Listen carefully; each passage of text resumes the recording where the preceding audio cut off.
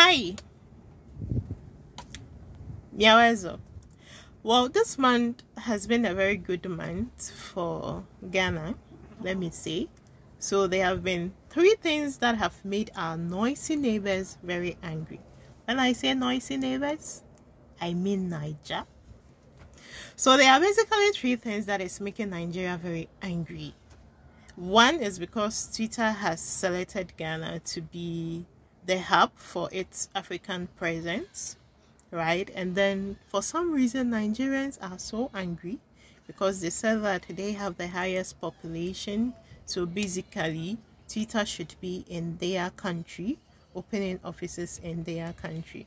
And I love my Niger brothers and sisters. For some reason I'm a huge fan of Nigeria, but I wonder why they are angry, because they always say that Ghana is a small country, we are a small economy as compared to them, etc. And I should think that whatever is in Ghana, basically it's in Nigeria, right? We are cousins. They say they are our big brothers. You name it. There are a lot of Nigerians in Ghana, and then vice versa. So I should think that whatever or whoever opens an office here in Ghana, basically it's opening it in Nigeria. It's the same sub-region, right? So Twitter went ahead to clarify that it was due to the African Free Trade Center that is in Ghana, and also the free speech online, the democracy, the list goes on and on. Those were some of the reasons why they selected Ghana. So I hope that, well, the reasons suffice, and I know that any Nigerian that applies for a job right here would be taken. So it's all for the good of the sub-region anyway. But I think that the conversation should go beyond that, and Africans should start thinking about how they will create their own platforms, social media platforms for Africans, right? So I think the conversation should be that, rather, that how do we as a people create platforms for ourselves. And Germany has also decided to establish a West African health and pandemic preventive center right here in Ghana. Some people say another big blow to Nigeria.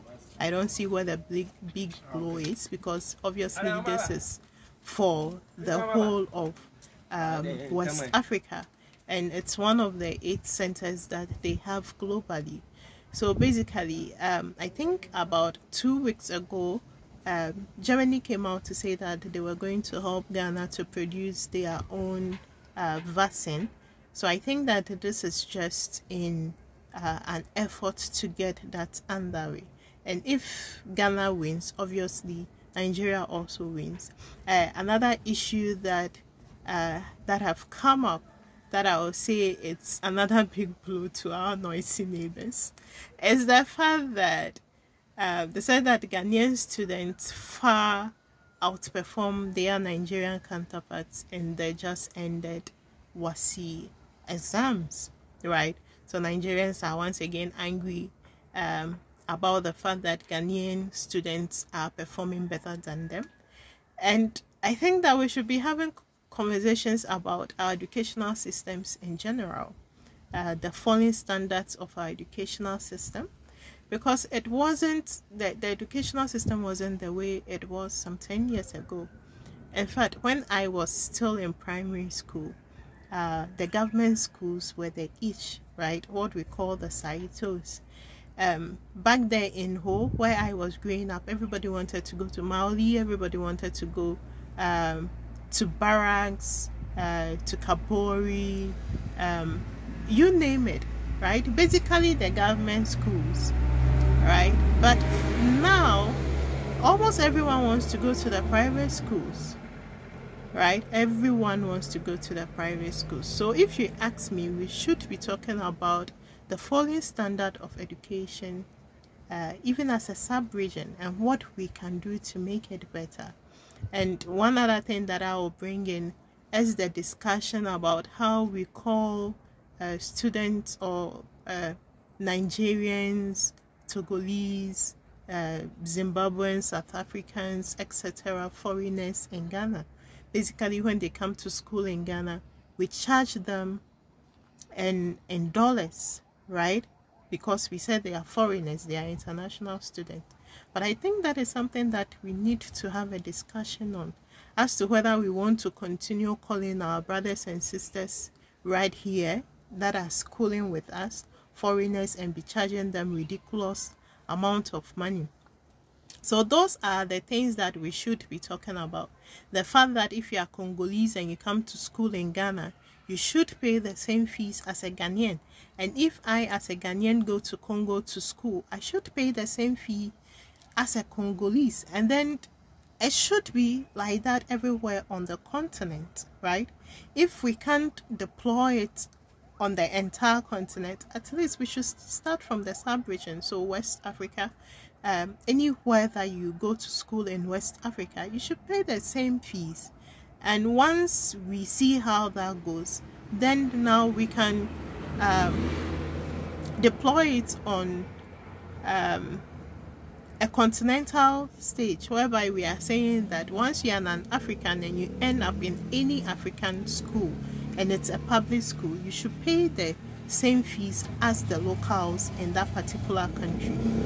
Those are discussions that we should be having, in my opinion. And also the falling standards, the continuous falling standards of our educational system, because once upon a time, public education was everything. So we should be asking ourselves, why now public education is not something that parents are opting for? Why are they going for the private schools? Because it looks like private education has become a huge business in Ghana, and we should understand why that is so and do something about that, instead of actually just fighting among ourselves. And one last thing that I want to mention is the fact that, well, Ghana is also winning when we look at cocoa. Yes, it's true that we are having some challenges, basically with cocoa production. Forgive the so much noise. With the cocoa production, but then we are also winning because basically Ghana and Cote d'Ivoire has signed the COPEC agreement, whereby they say that they are going to join their forces to determine the price. And I hope that that does not just end there, but it goes into actually turning those raw materials into finished products, so that we can create some form of work for ourselves, right? So yeah, Ghana seems to be winning. This month seems to be good for us, and I hope that we continue in this regard and we actually have conversations that would make us better, our economy flourish, you and I, my life better, etc. When you go out there, make sure that you have, if you are driving, make sure that you have your license with you, all your papers are correct, because the police are on the street. They are arresting, sports fines. So be safe out there. Anyway, bye.